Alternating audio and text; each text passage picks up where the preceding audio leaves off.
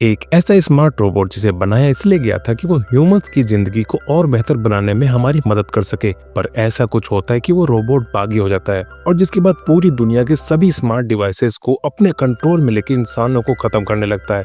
तो व्यूअर्स, ये है आज की स्टोरी और मूवी का नाम है एटलस। मूवी शुरू होते ही हम दुनिया में तबाही का मंजर देखते हैं, जहाँ पे वो स्मार्ट रोबोट जिसका नाम हार्लन है, वो सभी स्मार्ट डिवाइसेस को अपने अंडर कंट्रोल करके उनके द्वारा सभी ह्यूमंस को मौत के घाट उतार रहा होता है। इसके बाद अमेरिकी गवर्नमेंट ICN नाम की एक टीम बनाती है जिसका काम होता है जितने भी बागी रोबोट है उनको देखते ही खत्म करने का। और अमेरिकी गवर्नमेंट का ये प्लान कामयाब हो जाता है। खुद पे मौत का खतरा आते देख हार्लन भी मिसाइल में बैठ के धरती छोड़ किसी दूसरे प्लानेट में जाके छुप जाता है। पर जाने से पहले हार्लन सभी धरती वासियों के लिए एक मैसेज छोड़ जाता है। हार्लन के मैसेज में एक वार्निंग होती है कि वो अपना काम खत्म करने वापस जरूर आएगा। और इसके बाद मूवी शिफ्ट होती है 28 साल बाद पे, जहां अमेरिकी ICN एजेंट किसी मिशन पे होते हैं। उन्हें एक टेररिस्ट जिसका नाम कास्का होता है उसके बारे में खबर मिलती है और उसी को पकड़ने के लिए वो एजेंट एक बिल्डिंग में घुस जाते हैं। कास्का एक नॉर्मल इंसान नहीं होता, बल्कि वे वही हार्लन के द्वारा भेजा गया एक स्मार्ट रोबोट होता है जिसे किसी मिशन के तहत धरती पे भेजा गया था। कास्का ICN वालों पे अकेले ही भारी पड़ रहा होता है, पर किसी तरह वो एजेंट इलेक्ट्रोमैग्नेट की मदद से कास्का को अपने कंट्रोल में कर लेते हैं। नेक्स्ट मॉर्निंग हम एटलस को टीवी पे कल रात की न्यूज सुनते हुए देखते हैं और वो जैसे उस न्यूज में हार्लन का जिक्र सुनती है, वो तभी समझ जाती है कि शायद हार्लन वापस से अपना अधूरा काम पूरा करने के लिए आने वाला है। यानी अब इंसान वापस से खतरे में है, क्योंकि हो सकता है कि इस बार हार्लन और ज्यादा एडवांस होकर लौटेगा। और ये सब एटलस उस हार्लन के बारे में इसलिए इतने अच्छे तरीके से जानती थी क्योंकि हार्लन को किसी और ने नहीं बल्कि उसकी माँ वेल शेपर्ड ने बनाया था। और शुरू में तो हार्लन और एटलस दोनों भाई बहन की तरह ही रहते थे, और फिर एक दिन हार्लन ने ऐसा कुछ देखा जिसके बाद से वो बगावत पे उतर आया।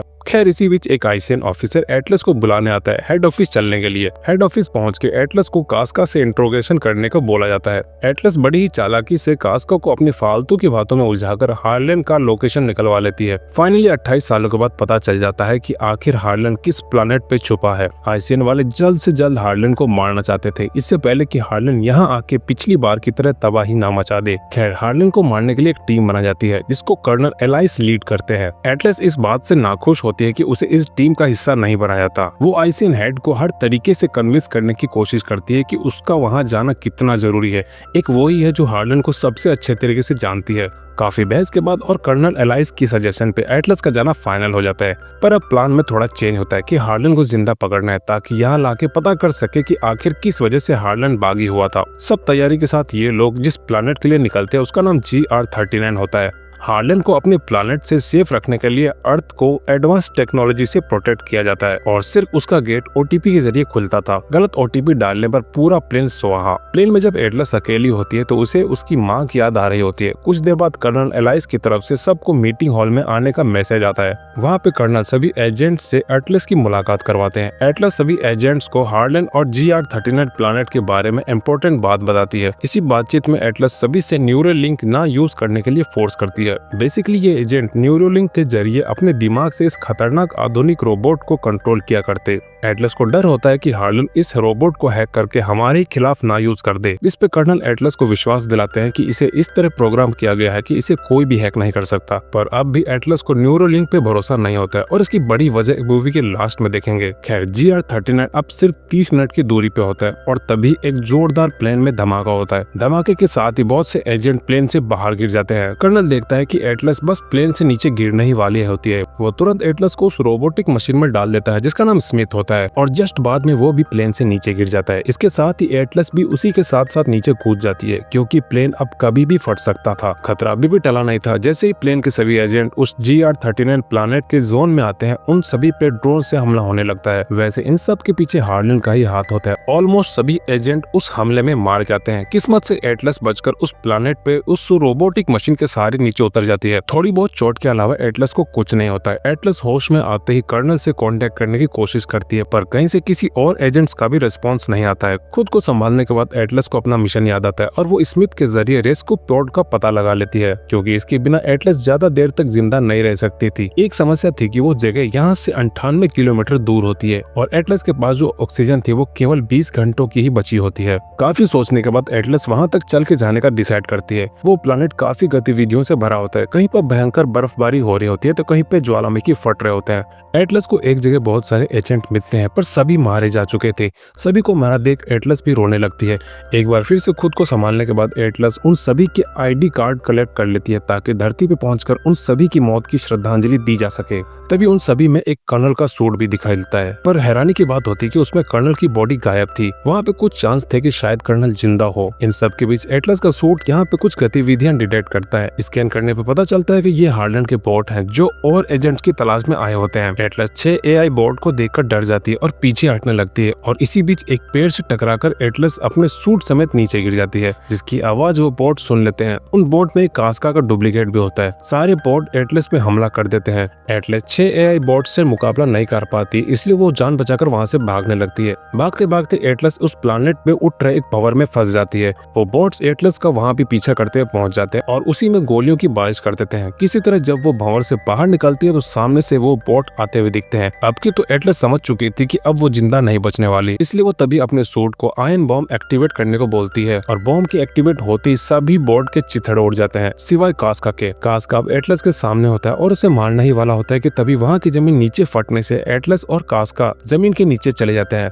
और इससे भी बुरी बात होती है कि नीचे गिरने से एटलस की पैर की हड्डी टूट जाती है। पर एक अच्छी खबर होती है, वो सूट एटलस के पैर का फ्रैक्चर ठीक कर देता है। इसके बाद वो सूट एटलस से रिक्वेस्ट करता है कि हमें इस प्लैनेट पे सरवाइव करने के लिए एक होना पड़ेगा। इसका मतलब आपस में कनेक्ट करना ही पड़ेगा। न्यूरोलिंक पे भरोसा न होने के बावजूद एटलस को अपने सूट के साथ लिंक होना पड़ता है। वहीं दूसरी तरफ कास्का अभी भी जिंदा होता है, उसे एटलस कहीं भी दिखाई नहीं दे रही होती। जिसके बाद वो हार्लन से कांटेक्ट करता है। हार्लन एटलस को कहीं से भी खोज के लाने का ऑर्डर देता है और इसी के साथ हम देखते हैं कि कर्नल अभी भी जिंदा होता है, पर वो हार्लन की गिरफ्त में होता है। हार्लन उसे टॉर्चर करके उससे इंफॉर्मेशन निकलवा रहा होता है। एटलस का दूसरे लोगों पे विश्वास की कमी होने की वजह से वो और उसका सूट आपस में 100% कनेक्ट नहीं कर पा रहे होते हैं। किसी पे ट्रस्ट ना करने की सबसे बड़ी वजह हार्लन था, क्योंकि एटलस की माँ ने ही उसे बनाया था। एटलस उसे अपने भाई की तरह मानती थी और फिर एक दिन हार्लन ने उसकी माँ की जान ले ली, जिससे वो अकेली पड़ गई। एटलस का सूट उसका अकेलापन भांप लेता है, जिसके बाद वो एटलस को भरोसा दिलाता है कि वो उसे हर हाल में सेफ रखेगा। एटलस भी बीती बातों को भुलाकर अपने सूट के साथ लिंक करने में कोऑपरेट करने लगती है। लिंक 40% होने के बाद से एटलस सूट के काफी फीचर एक्सेस कर पा रही होती है।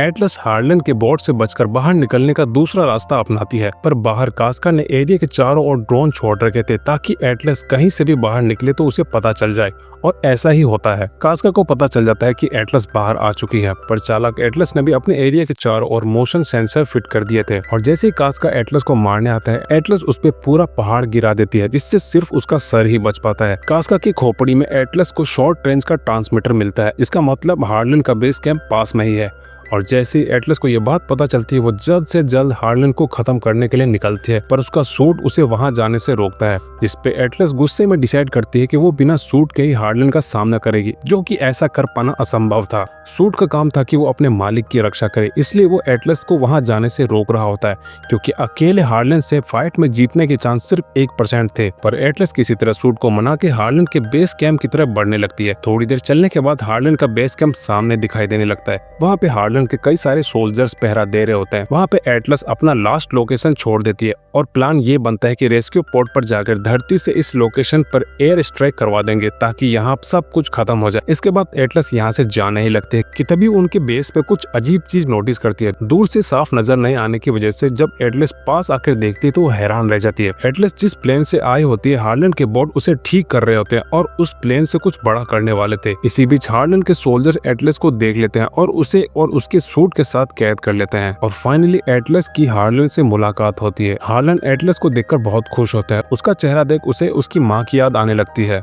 हार्लन एटलस को अपने साथ रहने का ऑफर भी देता है। इसके जवाब में एटलस हार्लन से कहती है कि अगर तुम मेरी माँ को अपनी माँ की तरह समझते थे तो प्लीज उस शिप को लॉन्च मत करना। तो जिसके बाद हार्लन अपना असली मकसद बताता है कि मैंने देख लिया था कि इंसानी जाति खुद के अलावा दूसरी जाति के लिए भी खतरनाक है। ये लोग खुद ही एक दिन इस धरती को तबाह कर देंगे, इसलिए हार्लन धरती के की 90% आबादी को खत्म कर देना चाहता है ताकि बचे हुए लोगों के पास भरपूर संसाधन हो, वे लोग सुकून की जिंदगी जी सके। और इसके अलावा हार्लन एक बात और बताता है कि तुम्हें क्या लगा, तुम इतनी आसानी से मेरी लोकेशन ट्रैक कर लोगे? ये सब मेरी ही चाल थी, कास्का को धरती पे भेजकर उसे पकड़वाना। और तो और मुझे यहाँ तक पता था कि तुम ही उसका इंटरोगेशन करोगी और साथ में मुझे पकड़ने के लिए यहाँ तक भी आओगी। मैं इतने सालों से इसी दिन का तो वेट कर रहा था। मुझे तुम्हारी धरती को तबाह करने के लिए दो चीज चाहिए थी, एक आईसीएन का बैटलशिप और दूसरा उसके एंट्रेंस कोड, जिसके द्वारा मैं धरती के डिफेंस सिस्टम में घुसकर पूरे वायुमंडल में एक जोरदार ब्लास्ट करूंगा, जिसके बाद सब कुछ व्यवस्थित तरीके से होगा और फिर ह्यूमंस और रोबोट साथ मिलकर रहेंगे। अपना प्लान बताने के बाद हार्लन एटलस के पास से एंट्रेंस कोड निकालने के बाद वो प्लेन को लॉन्च करने के लिए चला जाता है। एटलस को दुख होता है कि वो हार्लन की चालाकी समझ नहीं पाई और अब उसकी वजह से पूरी मानव जाति खतरे में है। इन सब में कमाल की बात होती है कि कर्नल अभी भी जिंदा होता है। इतना हाईली टॉर्चर सहने के बाद भी कर्नल एटलस से यहाँ पे जिद करके आने के लिए उससे माफी मांगता है।